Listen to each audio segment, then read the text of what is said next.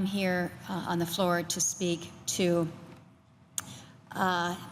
another type of killer that we face in this country, and that is the killer that comes with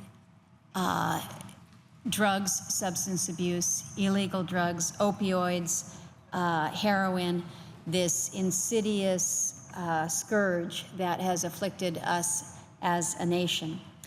We are fortunate in that we have an opportunity, hopefully soon, to be voting for the Comprehensive Addiction and Recovery Act, the CARA Act. I want to thank all of my colleagues who have been involved in this effort, very aggressively pushing this.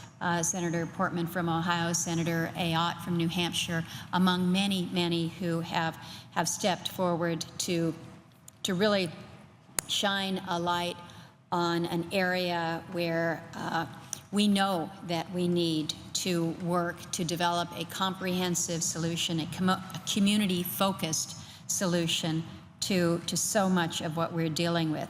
The CARA Act touches on all areas of this issue, from education to awareness, from access to treatment to preventing and treating overdose, from families to veterans to infants with neonatal abstinence syndrome, and even teens that may suffer a sports injury. Opioid and heroin addiction is a serious threat to our nation's prosperity, and the legislative initiative that we have in front of us is one way to fight back. The rates of opioid abuse have skyrocketed. Drug overdose-related deaths have more than quadrupled since 1999. And when an addict can either no longer afford to get access to opioids, we find, unfortunately, that they oftentimes turn to heroin, a cheaper alternative with similar effects. The rates of heroin overdose have tripled between 2010 and 2014. Back in my state of Alaska, we like to think that sometimes we're far enough away geographically that we're isolated or insulated from some of what happens in the lower 48. But in fact, we have seen instances of heroin use, opioid abuse that have resulted in statistics that are shattering. Efforts to prevent those deaths by overdose have resulted in many states, like the state of Alaska, which have passed legislation to remove the liability for a family member to administer this life-saving drug, the naloxone. CARA does this as well through grants that improve access to medically assisted treatment, opening up access to overdose treatment, and provides for first responder training. There have been, over the course of these many months, so many personal horror stories about the impact of opioid and heroin addiction in our respective states. And we have witnessed the sense of urgency and desperation as we hear those stories from families that are truly desperately seeking help. Too often those families face a multitude of different challenges, from treatment centers that are at capacity, very expensive private options, if you can find them, that put families in a financial bind, or in so many cases, there's just no option. In Alaska, our options are so extraordinarily limited, and so what happens is you have to send your loved one outside of state to find treatment if you can find it. And there are so many of our families that simply lack the tools or the resources to help those that they love who are suffering from substance abuse. And they don't have the resources, and they really don't know where to turn. They don't know even who to talk to. Addiction to opioids and heroin does not just harm the individual, it breaks the community. It leaves these communities with a sense of hopelessness amongst the loss.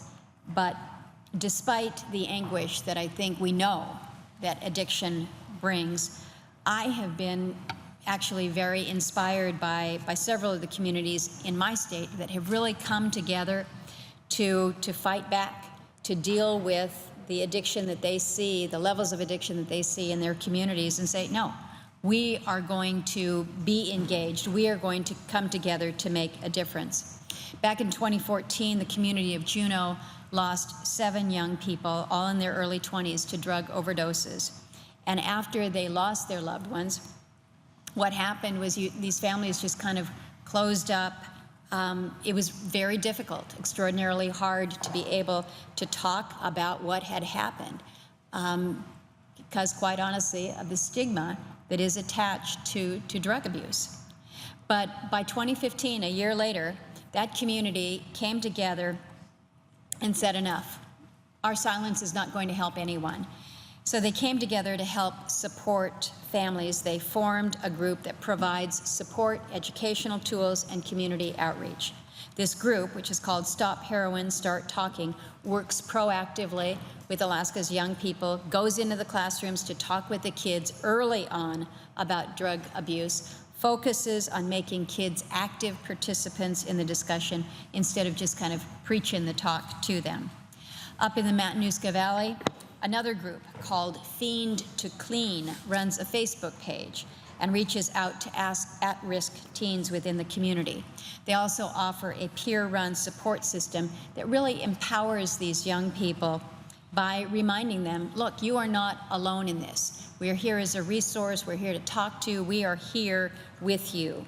Fiend to Clean works with another organization called My House to empower young people and really support them as they're developing job skills, building self-worth, and understanding their role in the community. These peer-focused programs make the difference. They really help make the difference in the day-to-day lives of these young people, their families, and their communities. And more importantly, these efforts highlight the importance of making sure that all members of the community are involved in addressing addiction. CARA acknowledges that any successful efforts at combating opioid and heroin addiction must focus on building community-centered and culturally inclusive methods that engage everyone that may be impacted by drug abuse. The grants within CARA will give states and local communities the funding as well as the tools that they need to build these sorts of relationships and work towards not just treating, but really preventing that abuse up front. We have seen rapid rates of prescribing opioids for pain, largely due to a lack of consensus on uniformity or prescribing opioids. And while many state legislative bodies and the Department of Health and Human Services have already begun to do their part in addressing prescribing guidelines and establish prescription drug monitoring programs, CARA takes this one step further. The Task Force on Pain Management will provide more information about pain management practices by supporting evidence-based practices as they examine the trends of opioid prescription nationwide. CARA also offers support for our nation's veterans by improving opioid prescribing safety measures within the VA system through education and training on pain management for our providers. I think we have all heard far too many stories of concerns from our veterans or from their families where in an effort to get our vet through that system and with not enough providers or not with a backlog, the easiest thing to do is just to provide a prescription for pain medication rather than really trying to work to rebuild that body. In addition, there are provisions to improve patient advocacy, support the integration of care, enabling multiple treatment options depending on that particular veteran's needs, and really moving away from this rush to prescribe opioid medications. CARA provides the treatment and the support needed for postpartum mothers and infants with neonatal abstinence syndrome, and establishes a pilot program meant to enhance funding flexibility so that states can support the services that will benefit women and their children properly. And CARA will also improve the reporting and understanding of addiction related to youth sports injuries. I think we recognize that kids are playing, they're out soccer, basketball, doing things, they get hurt. Well, those providers that are treating them need to be included in the discussion of how to treat youth sports-related injuries. Kids shouldn't just be given highly addictive medications, opening them up to possibly future addiction. But again, let's look at comprehensive pain management care that's focused on different treatment options. The families, friends, and communities that are working together to address opioid addiction need to know that they are not alone and that the situations that they face are not hopeless. We can provide that hope. We can provide the tools needed to build up these communities so that they can really come together to fight back against the addiction that we see. And I think that by moving forward, passing CARA, we take the steps to do this. This legislation takes into consideration the diversity and the magnitude of the opioid epidemic. It works to address this issue head-on through improved research, pain management practices, community-focused programs, and really opening up the dialogue about drug addiction.